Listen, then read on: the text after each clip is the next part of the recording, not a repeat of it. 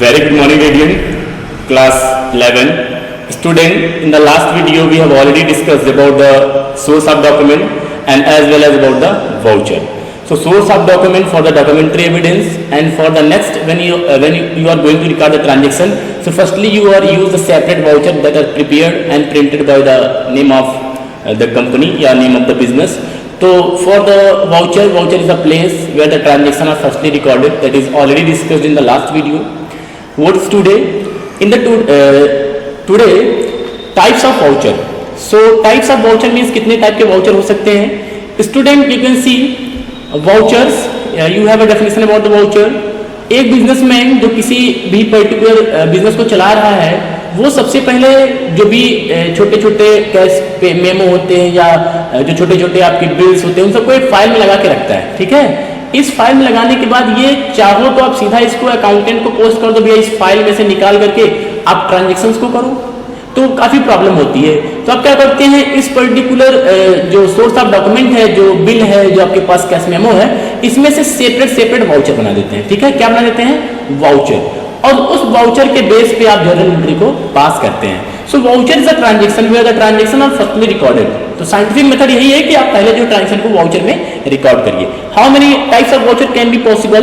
Cash voucher and non cash voucher. So first of all about the cash voucher, what is cash voucher? Student, in the business there are a maximum transaction related to cash, because we are established in the business, we are doing our business only for you can see कैसे transaction ये करते हैं. भैया पैसे आएंगे नहीं, पैसे जाएंगे नहीं, तो हम यहाँ पर रह करके करेंगे क्या? हमें प्रॉफिट भी कमाना है, तो टर्नओवर बहुत जरूरी होता है. पैसे का आवागमन, पैसे का आना जाना ही कैश वाउचर में रिकॉर्ड किया जाता है. तो डेफिनेशन के तौर पे what is cash voucher? In the cash voucher you record all the receiving and payment of cash. The transaction which are related to cash, that may be payment, that may be receiving, that all will be retained, that all will be printed in the cash voucher. तो cash voucher में अगर आप लिखने जा रहे हैं तो that transaction must be related to the cash nature.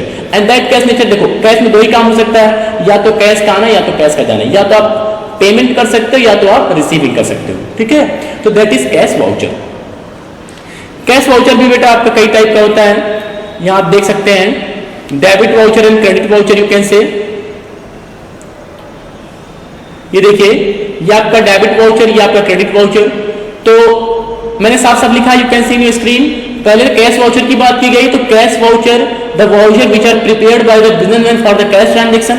Cash transaction means payment of cash और receiving of cash. If you are paid anything, any amount for any purpose, doesn't matter what purpose you are using that cash, किस लिए आप payment कर रहे हो, चाहे आप machinery purchase करो, चाहे गुड्स परचेज करो, चाहे किसी को सैलरी, तो वो मैटर नहीं करता. If you are using cash for the paid anyone, for the paid anything, तो आप उसको जो है डेबिट वाउचर में लिखेंगे. हम यहाँ पे साफ साफ लिखा है किस लिए? कैश पेमेंट के लिए. ठीक है, so debit voucher, what is debit voucher? Debit voucher is use for the cash payment. ठीक है, and credit voucher for the cash received, same as. Non cash voucher के बारे में आप आगे देखते रहिए, आगे डिस्कस किया जा रहा है. तो first of all about the debit voucher. तो debit voucher means the voucher which are used by the businessman for what? For payment in cash. अगर आप कैश में किसी को पेमेंट करते हैं, वो किसी भी पर्पज के लिए, ठीक है, तो वो आप क्या बनाएंगे? डेबिट वाउचर बनाएंगे. ठीक है, फॉर्मेट एकदम वैसे वाउचर जैसा ही होता है जैसे आपने बाकी के वाउचर, मैंने लास्ट वीडियो में आपको पेमेंट वाउचर दिखाया था, तो उस तरीके से वाउचर होता है. ठीक है, किस पर्पज के लिए ये वाउचर बनाया जाता है, किस तरीके से वाउचर बनाया, किस पर्पज के लिए वाउचर बनाया जाता है, वही डिटेल, वही अमाउंट कि किसको आप दे रहे हैं.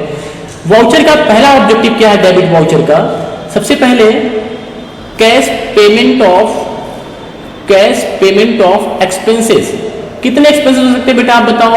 सर एक्सपेंसेस के लिए सैलरी का पेमेंट हो सकता है, सर एक्सपेंसेस के लिए रेंट का पेमेंट हो सकता है, सर वेजेस का पेमेंट होता है, वेजेस मतलब मजदूरी होती है, सर और भी एक्सपेंसेस हो सकते हैं.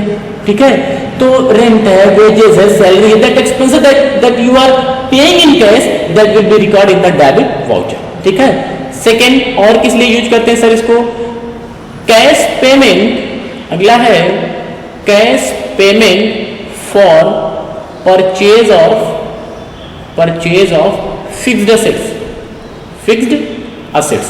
अब स्टूडेंट ये बताइए कि फिक्स्ड असेट्स कितने हो सकते हैं? कितने फिक्स्ड हो सकते हैं? सर अगर हम लैंड परचेज करते हैं तो लैंड, बिल्डिंग परचेज करते हैं तो बिल्डिंग, मशीनरी परचेज करते हैं तो मशीनरी, और भी किसी भी पर्पज के लिए, if you are purchasing your assets then you will open या you will prepare debit voucher, ठीक है। और किस लिए हो सकता है? थर्ड बेटा, अगर आप चाहे तो इन्वेस्टमेंट, जानते हैं इन्वेस्टमेंट? इन्वेस्टमेंट क्या होता है बेटा?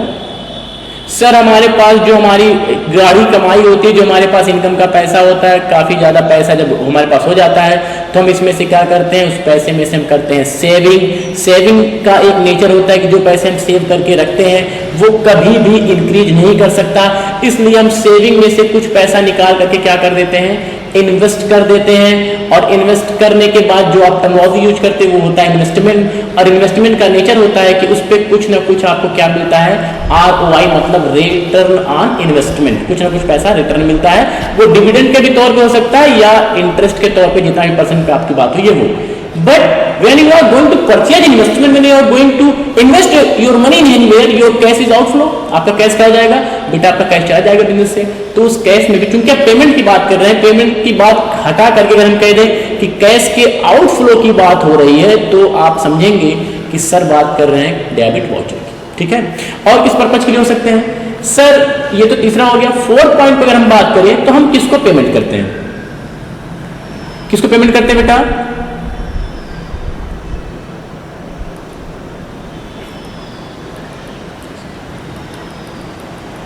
किसको पेमेंट करते हैं आप किसी और को पेमेंट करके बताइए। जैसे आपने बात किया कि सर हमने जो है सैलरी का पेमेंट किया, हमने कैश का पेमेंट किया, हमने और किसी चीज का पेमेंट किया, तो और किसी चीज को पेमेंट कर सकते हैं आप?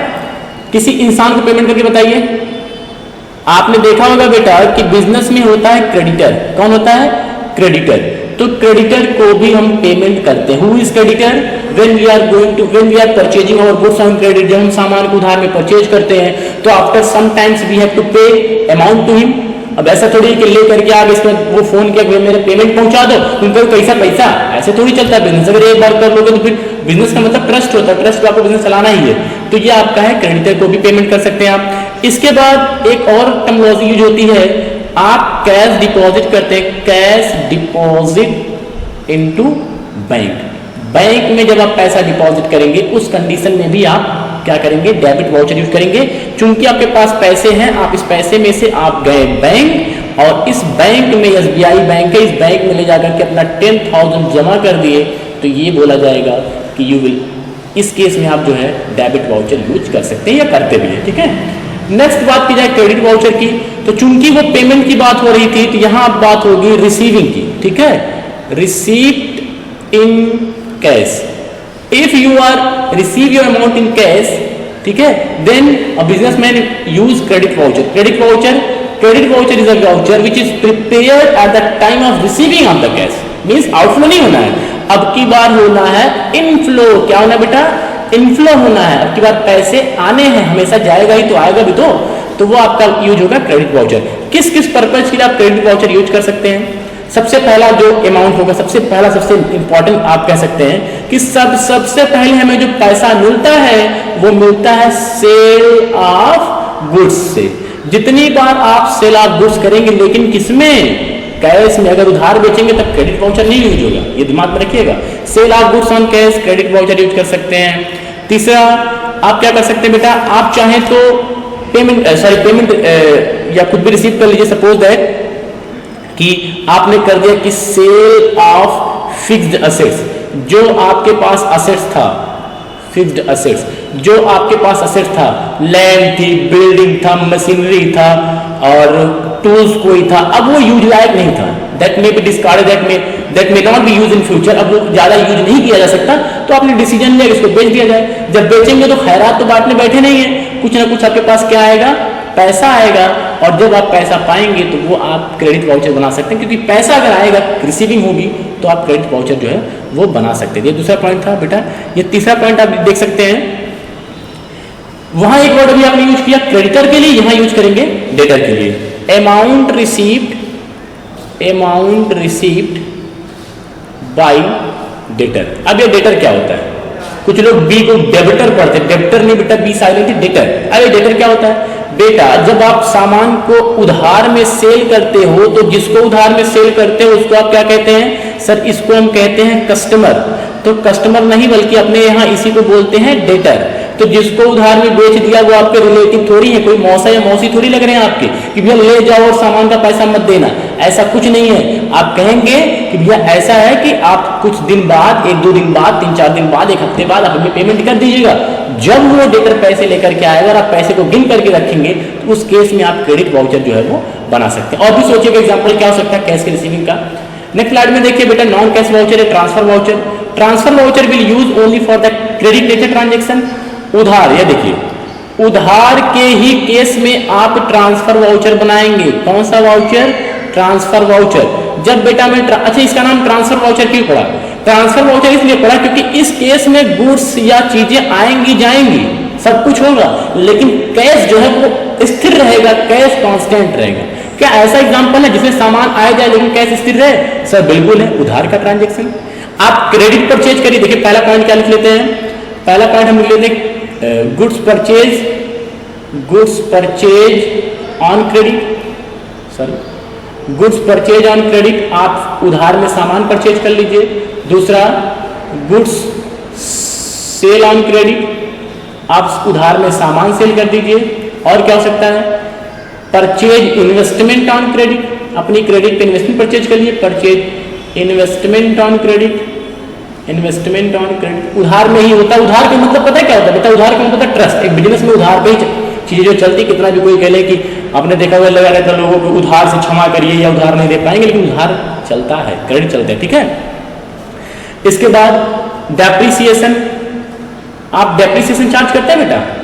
जी सर बिल्कुल करते हैं। होता क्या बेटा, ये असर जो सर हमारे घिसते जाते हैं ना यूज होने की वजह से, तो उसको हम कम करते जाते हैं। आज एक मोबाइल आप 10,000 रुपए की लेंगे, मोबाइल का एग्जांपल जल्दी समझ में आएगा। 10,000 रुपए की लेंगे, 1 महीने चलाने के बाद, 10 दिन चलाने के बाद अगर अपने किसी फ्रेंड को आप बेचेंगे तो वो आपको बहुत कम वैल्यू पे मिलेगा, या कह सकते हैं कि 2-4 10,000 कम पे मिलेगा। तो जो उसकी वैल्यू में कमी आई ना, वही होता है डेप्रिसिएशन। जितनी लग्जरी चीजें होती है उसकी वैल्यू उतनी तेजी से जो है डेप्रिसिएट होती है। ये चीजें और भी कौन सी एग्जांपल हो सकते हैं बेटा? ये हो चुका, वो हो चुका। अब आपका जो 5th पॉइंट पे एक एग्जांपल और लेते हैं, वो है बैड डेप्ट। ये बैड डेप्ट क्या होता है? सर ये तो कुछ अलग ही लग रहा है। बैड डेप्ट का मतलब ऐसे डेटर जो पेमेंट नहीं कर देते हैं। जैसे ये डेटर है ना, ये डेटर आपने कहा कि भैया पेमेंट लग कर देना, लेकिन ये जो डेटर है वो कह रहा है मैं नहीं दे पाऊंगा। जिसको हम सुना होगा बेईमानी, सुना है, वो कर लेते हैं, कहते हैं भैया पेमेंट मैं नहीं कर पाऊंगा, या भाग जाते हैं या इंसॉल्वेंट हो जाते हैं, अब वो पे करने के काबिल है ही नहीं। तो उस कंडीशन में क्या होता है कि आप डेटर को कह देते हैं भैया बैड डेप्ट हो गया, हमारे ये बुरे देनदार हैं। कौन से देनदार हैं? बुरे देनदार, the amount that can not be received by the debtor, ठीक है। Okay students, that is enough for today. I think you can understand. It is enough for today. Thank you, have a nice day.